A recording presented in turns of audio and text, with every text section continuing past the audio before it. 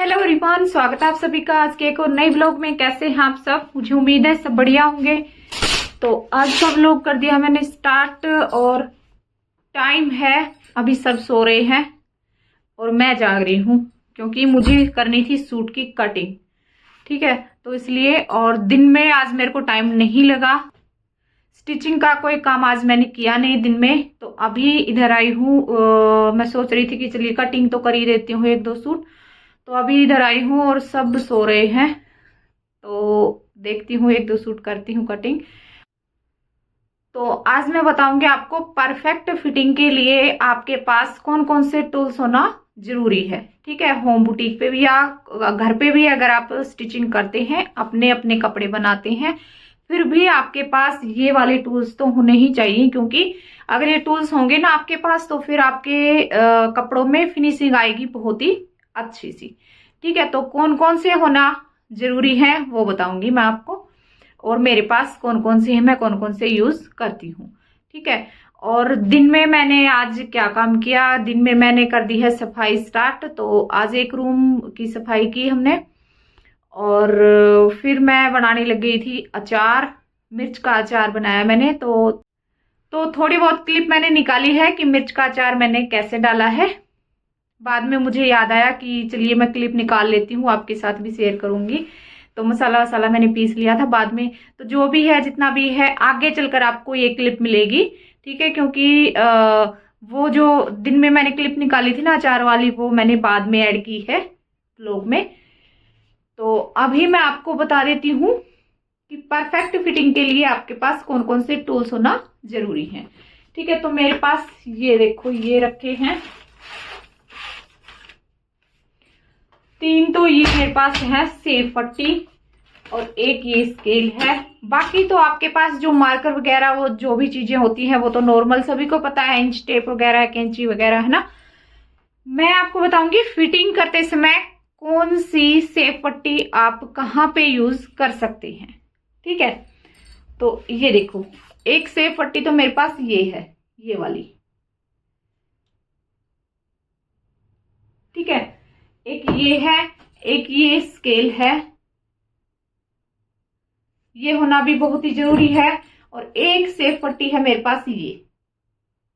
ठीक है, तो आप कहोगे कि ये दोनों सेब पट्टियां सेम ही है, तो आपने 2 क्यों ले रखी है, तो वो भी बताऊंगी मैं आपको। एक ये छोटा स्केल है। ठीक है, तो इनका यूज कहाँ कहाँ पे होता है वो बताऊंगी आपको। फोन को लगाऊंगी स्टैंड पे, फिर आपको अच्छे से बताऊंगी।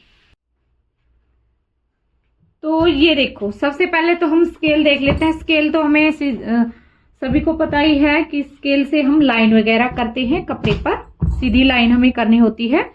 तो छोटा भी कई बार यूज में आता है, और बड़ा ये वाला होना तो हमारे पास जरूरी होता है, क्योंकि कई बार हमें मार्किंग करनी होती है, जैसे कि सरारा हो गया, सलवार की कटिंग हो गई, है ना। तो बिगनर्स के पास तो इस तरीके से स्केल होना बहुत ही जरूरी है। तो एक तो आप ये स्केल जरूर लीजिएगा। ठीक है, उसके बाद ये 2 सेब पट्टियां हैं मेरे पास, इनका यूज हम किस तरीके से करेंगे तो आप यहाँ पे देख सकते हैं, इनकी जो शेप है वो अलग अलग है। ठीक है, ये जो सेब पट्टी होती है ये हमारी ज्यादातर यूज होती है पैंट में, पैंट कटिंग करते हैं उस समय, या फिर होती है बाजू की, हम शेप देते हैं, बाजू फिटिंग करते हैं उस समय, या फिर हम कुर्ती को फिटिंग देते हैं उस समय। ठीक है, तो दोनों सेब पट्टियां हमारी यूज हो जाती हैं। अब आप कहेंगे कि 2 सेब पट्टी आपने क्यों ले रखी है? ये मैंने इसलिए ले रखी है जिसमें ये ज्यादा यहाँ पे गहराई होती है ना। देखो, जैसे कि ये गोलाई इसमें, ये यहां से इस पट्टी में ज्यादा दे रखी है, ये देखो, और इसमें बिल्कुल जरासी ही है, ज्यादा इसमें गहराई नहीं है, ये आप देख सकते हैं बाहर की साइड, है ना।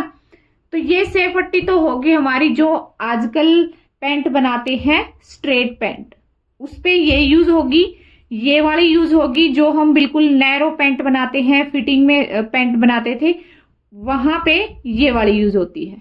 ठीक है, क्योंकि उसमें हमें ज्यादा फिटिंग चाहिए होती है, और जो स्ट्रेट होती है पैंट उसमें ज्यादा हमें फिटिंग नहीं चाहिए होती है, तो स्ट्रेट में ये वाली यूज होगी। ठीक है, तो आपको ये पता होनी चाहिए, कई बार स्ट्रेट पैंट आप बनाते हो, उसमें आप इस सेफ पट्टी से सेफ दोगे तो उसकी सेफ अच्छी नहीं आएगी। स्ट्रेट में आपने इस तरीके की ये वाली पट्टी लेनी है स्ट्रेट पैंट में, ठीक है। तो पैंट में कैसे यूज करना है वो फिर कभी मैं आपको बताऊंगी। तो आज मैं बता देती हूँ आपको कुर्ती की फिटिंग में हमने कहाँ पे यूज करनी है, कैसे यूज करनी है।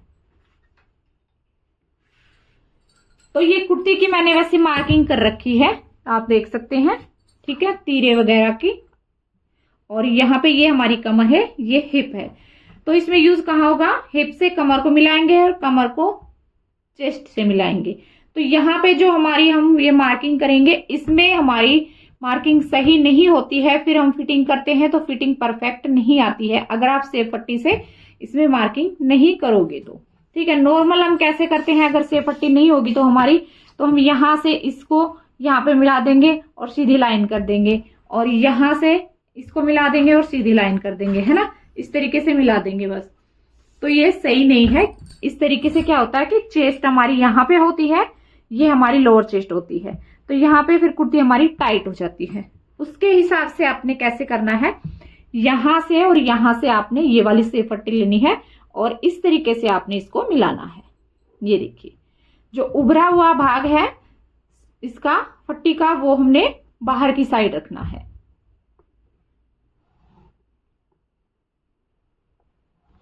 इस तरीके से, ठीक है, इस तरीके से रखना है। अगर किसी की ज्यादा ही हैवी चेस्ट है तो फिर आप क्या करेंगे, जो यहां से ज्यादा इसमें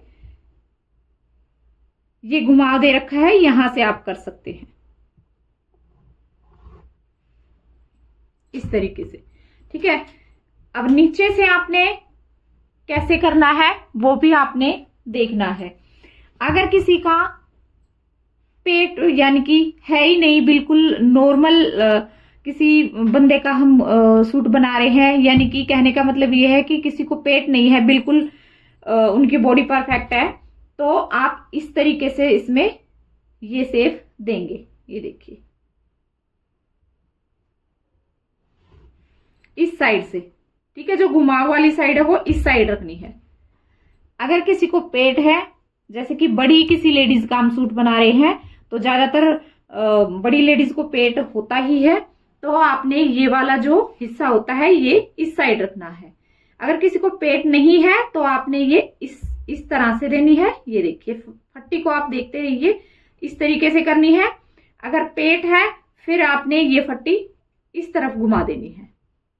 अब यहां से और यहां पे मिला देंगे।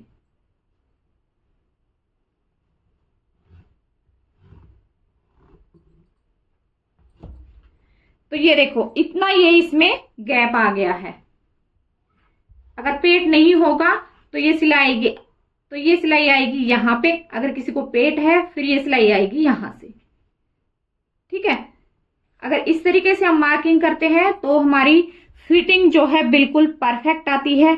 ना तो चेस्ट यहां से खिंचेगी, ना पेट से आपका सूट टाइट होगा, ठीक है। और अब यहां से जितना आपने मार्जिन लेना है, मार्जिन आप नॉर्मल ले सकते हैं। ये देखिए इस तरीके से यहां पे और यहां से, ठीक है। तो ये हो गया। बस यहां पे ही हमने जो सेफ पट्टी का वो देखना है हिस्सा कि कौन सा कहां पे हमने करना है, और बॉडी के अकॉर्डिंग, किसी को पेट है या नहीं है, ठीक है। चेस्ट के हिसाब से भी, किसी की हैवी चेस्ट है या नॉर्मल चेस्ट है उसके अकॉर्डिंग, ठीक है।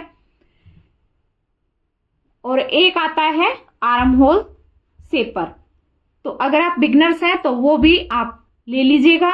मैं यूज नहीं करती हूं आर्म होल सेपर का, क्योंकि मुझे आदत है, मैं वैसे ही इसकी सेफ डाल लेती हूं, ठीक है। अगर आप बिगनर्स हैं तो आर्म होल सेपर भी आप ले सकते हैं।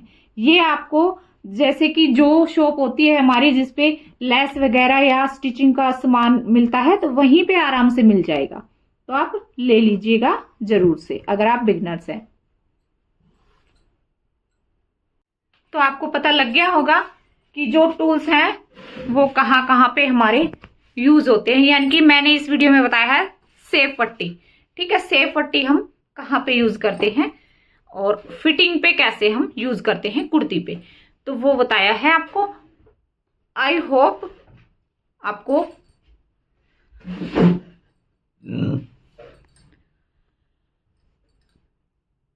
तो जो चीज आज मैंने आपको समझाई है वो आपको समझ में आ गई होंगी।